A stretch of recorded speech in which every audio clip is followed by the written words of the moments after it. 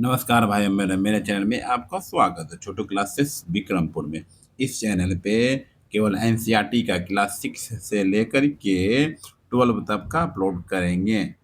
Class 6 का upload कर दिए, 7 का कर दिए, all to all chapter by chapter. Class 8 का भी कर दिया, अब क्लास 9 का आज से चालू करेंगे। ओके। और प्रीवियस ईयर क्वेश्चन अपलोड किया जाता है इस चैनल पे, एनसीईआरटी और प्रीवियस ईयर क्वेश्चन। क्लास 10 का previous year question, objective subjective सब अपलोड कर दे, जाके देख सकते हो, दोस्तों को शेयर कर सकते हैं। और बिहार पुलिस, बिहार दरोगा, एसएससी जीडी का, बिहार पुलिस का all to all previous year question, दरोगा का, एसएससी जीडी का अपलोड कर दे, जाके देख सकते हैं। चलिए क्लास 9 का चालू करेंगे। भारत की सभी प्रतियोगी परीक्षाओं के लिए अद्भुत पुस्तक, एनसीईआरटी क्लास 6 से 12, ये सर का, ठीक है। चलिए क्लास 6 का अपलोड कर दिए, क्लास 7 का हो गया, क्लास 8 का हो गया। अब क्लास 9 पढ़ना है। क्या पढ़ना है? हमारे आसपास के पहला चैप्टर, हमारे आसपास के पदार्थ, हमारे आसपास के पदार्थ पहला चैप्टर। देखिए विज्ञान, साइंस, क्लास 9। क्या है? क्लास 9 का, क्लास 9 का पहला चैप्टर, क्लास 9 का पहला चैप्टर, अध्याय 1, हमारे आसपास के पदार्थ, हमारे आसपास के पदार्थ। चलिए चालू करते हैं क्वेश्चन। पौराणिक समय में पदार्थ की प्रकृति के बारे में प्रचलित विचारधारा थी। पदार्थ लकड़ी के टुकड़े की तरह सतत होती है। तीसरा, पदार्थ रेत की तरह के कणों से मिलकर बने होते हैं। पदार्थ रेत की तरह के कणों से मिलकर बने होते हैं। चलिए सही कथन क्या है? 1 और 2 दोनों सही है। ये वाला और ये वाला सही है, ठीक है। क्लास 9 का चैप्टर 1। चलिए, बहुत समय तक पदार्थ की प्रकृति के बारे में दो विचारधाराएं प्रचलित थी। एक विचारधारा का यह मानना था कि पदार्थ लकड़ी के टुकड़े की तरह सतत होते हैं, परंतु अन्य विचारधारा का मानना था कि पदार्थ रेत की तरह के कणों से मिलकर बने हैं। आइए एक क्रियाकलाप के द्वारा पदार्थ के रूप में देखते हैं, ठीक है। चलिए दूसरा नंबर क्वेश्चन।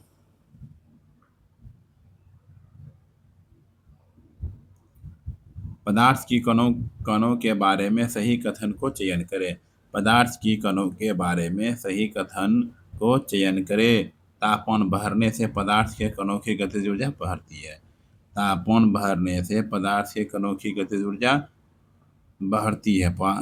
तापमान बढ़ने से पदार्थ के कणों की गतिज ऊर्जा बढ़ती है।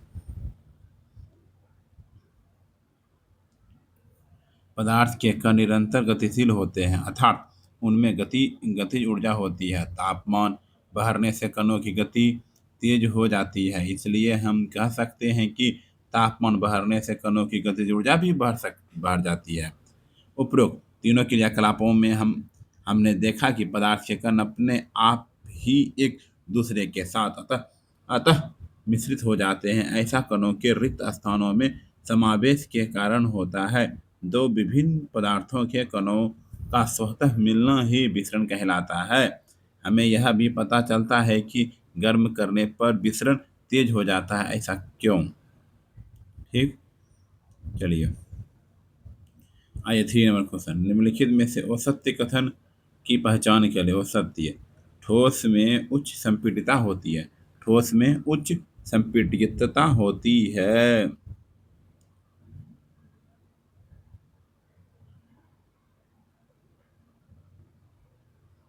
उपयुक्त सभी उदाहरण ठोस के हैं। हम देख सकते हैं कि इन सभी एक निश्चित आकार, स्पष्ट सीमाएं तथा स्थिर आयतन यानी नगण्य संपीडितता होती है। बाह्य बल लगाने पर भी ठोस अपने आकार को बनाए रखते हैं। बल लगाने पर ठोस टूट जा सकते हैं, लेकिन इनका आकार नहीं बदलता, इसलिए ये दृढ़ होते हैं। क्या होते हैं? दृढ़ होते हैं। स्पंज के बारे में सही सही कथन चुने। स्पंज के बारे में, स्पंज के बारे में, स्पंज ठोस होते हैं, इसमें संपीड़ित संभव है। दोनों कथन सही है। स्पंज ठोस भी होते हैं, इसमें संपीड़न संभव है, ठीक है। स्पंज क्या है बोलेगा? स्पंज क्या है? यह ठोस है, लेकिन फिर भी इसका संपीड़न संभव है। क्यों? स्पंज में बहुत छोटे छोटे छिद्र होते हैं, जिनमें वायु के समावेश होता है। जब हम इसे दबाते हैं तो वे वायु बाहर निकलती है, जिससे इसका संपीड़न संभव होता है। द्रव्य के बारे में सही कथन कौन सा नहीं है? द्रव्य के बारे में सही कथन कौन सा नहीं है? द्रव्य के बारे में सही कथन कौन सा नहीं है? इसका आकार निश्चित होता है। इसका आकार निश्चित होता है।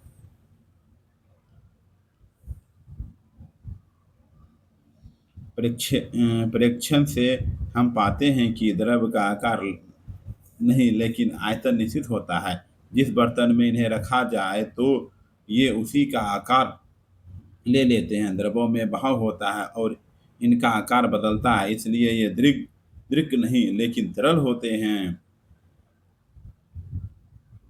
संपीड़ित गैस संपीड़ित गैस निम्न में से किसमें होते हैं? संपीड़ित गैस निम्न में से किसमें होती है? उपयुक्त सभी में। ऑक्सीजन सिलेंडर में, एलपीजी में, सीएनजी में।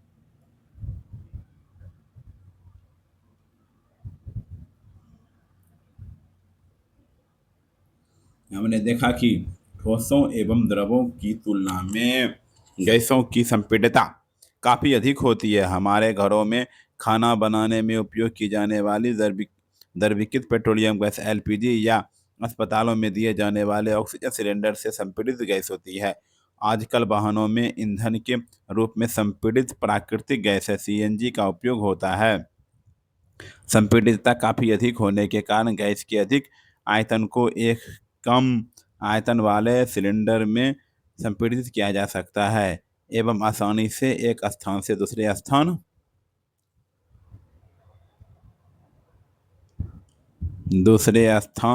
तक भेजा जा सकता है। विसरण की दर सर्वाधिक किसमें होती है? विसरण की दर सर्वाधिक किसमें होती है?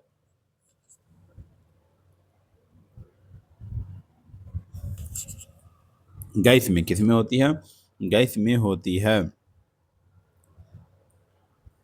यह गंध के कण और दूर भी जा सकते हैं। पके हुए गर्म खाने की महक हमारे पास तक कुछ ही क्षणों में पहुंच जाती है। इसकी तुलना ठोस एवं द्रवों के विसरण से करें। कणों के तेज गति और अत्यधिक रिक्त स्थानों के कारण ठोस का अन्य गैसों में विसरण बहुत तीव्रता से होता है।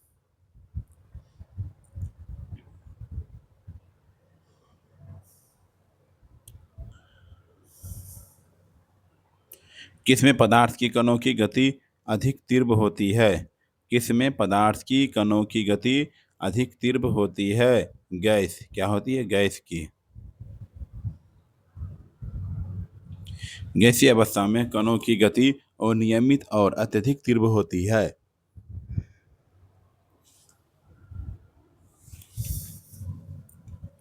इस अनियमित गति के कारण ये कण आपस में एवं बर्तन की दीवारों से टकराते हैं। बर्तन की दीवार पर गैस कणों द्वारा प्रति इकाई क्षेत्र पर लगे बल के कारण गैस का दबाव बनता है।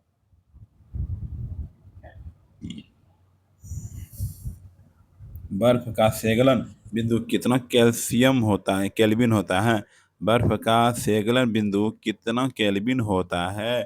273 के होता है। क्या होता है? 273 के। तापमान पर ठोस पिघलकर द्रव बन जाता है, वह इसका गलनांक कहलाता है।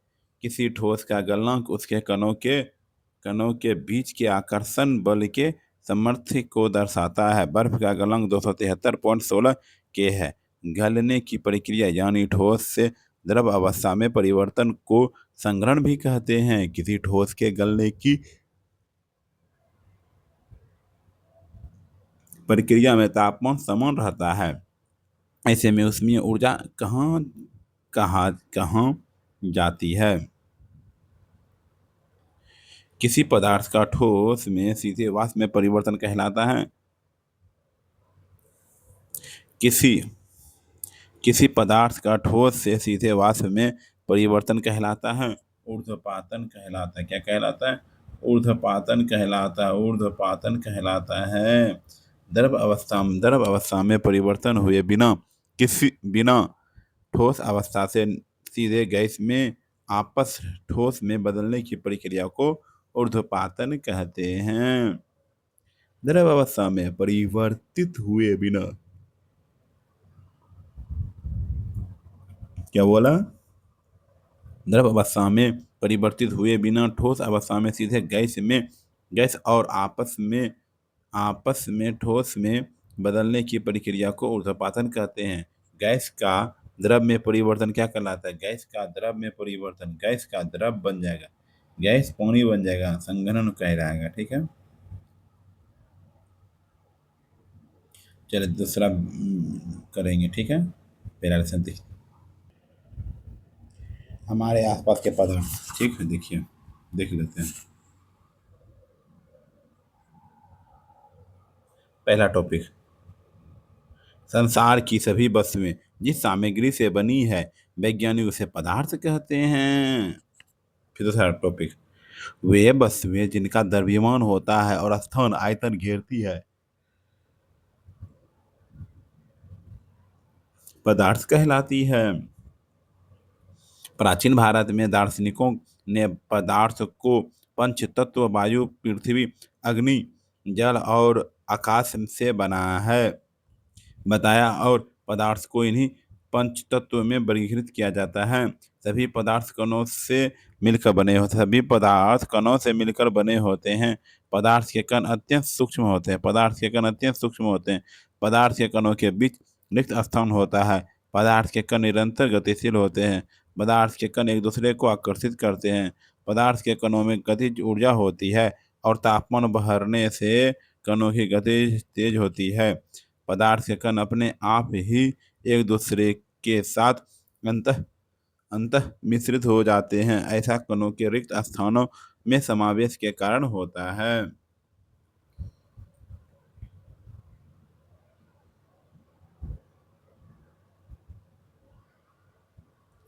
दो विभिन्न पदार्थों के कणों का स्वतः मिलना विसरण कहलाता है। दो मिश्रित पदार्थों के कणों का स्वतः मिलना विसरण कहलाता है। पदार्थ के कणों के बीच एक बल कार्य करता है। यह बल कणों को एक साथ रखता है। इसे अंतरानुक बल भी कहते हैं। प्रत्येक पदार्थ में यह आकर्षण बल अलग अलग होता है। इन्हीं बलों के कारण पदार्थ की अवस्थाएं बनती है। पदार्थ की तीन अवस्थाएं होती है, ठोस, द्रव, गैस। पदार्थ की ये अवस्थाएं उनकी कणों की विभिन्न विशेषताओं के कारण होता है। बल लगाने पर ठोस टूट जाते हैं, लेकिन इनका आकार नहीं बदलता है। द्रव का कोई अपना आकार नहीं होता है। जिस बर्तन में इसे रखते हैं ये उसी उसी आकार में ले लेता है, परंतु द्रव आयतन होता है। द्रव में ठोस द्रव में ठोस द्रव द्रव में ठोस द्रव और गैस तीनों का मिश्रण होता है। द्रव में ठोस, द्रव और गैस तीनों का मिश्रण होता है।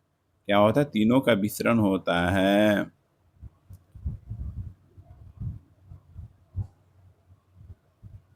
ठोस की अपेक्षा द्रवों में मिश्रण की दर अधिक होती है। यही कारण है कि द्रव अवस्था में पदार्थ के कण स्वतंत्र रूप से गति करते हैं। ठोस की अपेक्षा द्रव के कणों में रिक्त स्थान भी अधिक होता है।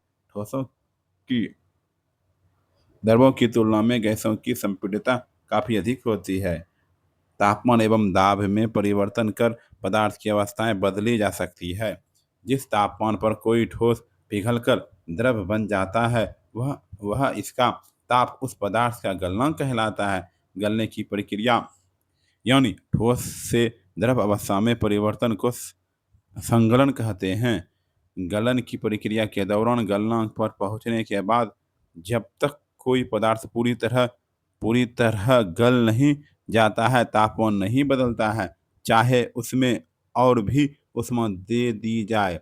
पदार्थ के कणों के आकर्षण बल बदलने के लिए ताकि अवस्था में परिवर्तन हो सके, तापमान में बिना कोई वृद्धि दर्शाए पदार्थ उस अतिरिक्त ऊष्मा को अवशोषित कर लेता है। यह ऊष्मा पदार्थ में छिपी रहती है, जिसे गुप्त ऊष्मा कहते हैं।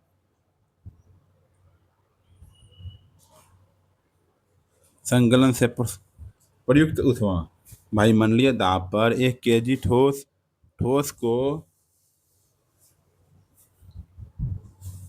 ठोस को उसके गलनांक पर द्रव्य में बदलने के लिए जितनी ऊष्मीय ऊर्जा की आवश्यकता होती है उसे संकलन की प्रयुक्त ऊष्मा कहते हैं।